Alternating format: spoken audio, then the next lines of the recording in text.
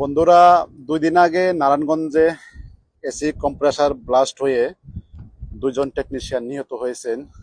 এটা খুবই দুঃখজনক বন্ধুরা। এসির কম্প্রেসার ব্লাস্টের কথা শুনে হয়তো অনেক টেকনিশিয়ান ভাইরা ইতিমধ্যে ভয় পাইতেছে যে এসি কেন ব্লাস্ট হয়। বন্ধুরা, তো ব্লাস্ট হওয়ার কিছু কারণ আছে, আমি আপনাদের এই ভিডিওর মাধ্যমে বলবো। তো বন্ধুরা, প্রথমত হলো আমরা ভালো ব্র্যান্ডের এসির কেনার চেষ্টা করব, ভালো ব্র্যান্ডের দেখে শুনে কিনবো। এটা হলো 1 নম্বর। তারপরে বন্ধুরা আসেন, একটা গুরুত্বপূর্ণ একটা জিনিস আপনার দেখায়, হয়তো অনেক বাইরে জানে না। এই যে প্রত্যেকটা এসির গায়ে যেরকম এই যে লোগো লেখা থাকে, দেখবেন যে এখানে ইনস্ট্রাকশন দেওয়া আছে যে কুলিং কারেন্ট T1 T3।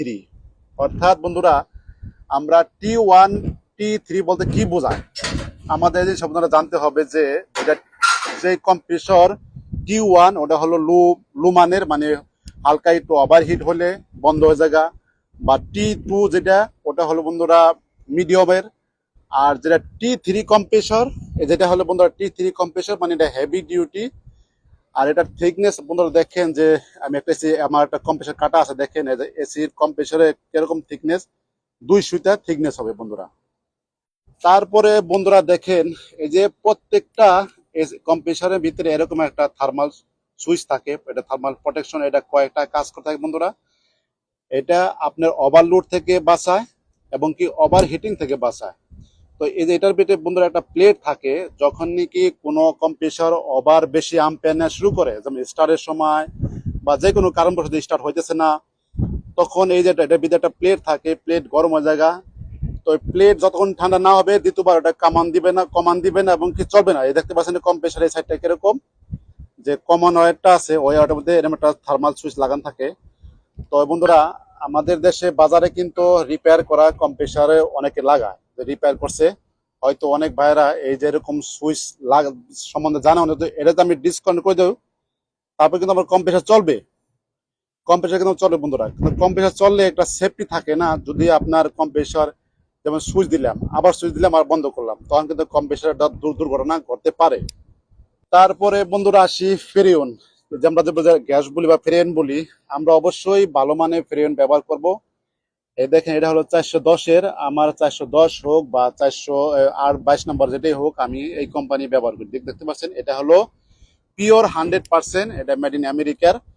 আমি আপনাদের এর আগেও ভিডিও করে দেখাইছি যে এখানে আমি লাইটার দিয়ে গ্যাস ছেড়ে লাইটার দিয়ে দেখাইছি যে আগুন ধরে না, 22 নম্বরও না এবং কি 410 নম্বরও না।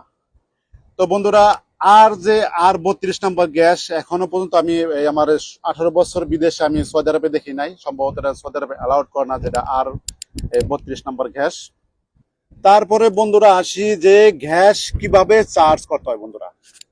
22 নম্বর গ্যাস কিভাবে চার্জ করবেন এবং কি 410 নম্বর গ্যাস কিভাবে চার্জ করবেন, এটাও সঠিক নিয়ম জানতে হবে বন্ধুরা।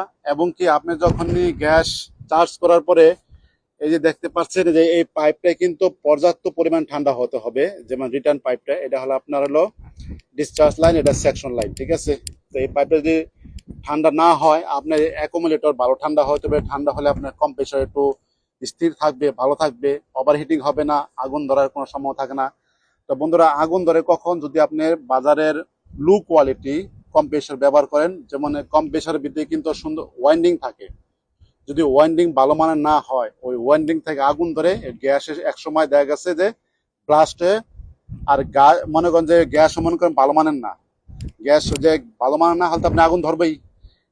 এই গ্যাস দেখেন, আমি আপনার এটা দেখাই কি লিগে এই বন্ধুরা, এটা এমন একটা গ্যাস, এটা একটু দামি গ্যাস। অন্য অন্য গ্যাসের তুলনায় এটা সবচেয়ে দামি বাজারের ভিতরে, এই গ্যাসটার দাম বেশি, হানি ওয়েল। তো যে টেকনিশিয়ান বাইরে আছেন, আপনারা যখন কাজ করবেন, আমাদের দেশে যারা কাজ করেন, আমি 15 বছরে এখনো 18 বছর বিদেশে, আমি এখনো শুনি না যে সৌদি আরবে কোনো একটা জায়গায় কম্প্রেসার ব্লাস্ট হয়েছে। কারণ সৌদি আরবে আমরা জানি বন্ধুরা, অনেক তাপমাত্রা, 50 ডিগ্রি জায়গা, তারপরে কোনো একটা কম্প্রেসার ব্লাস্ট হয় না।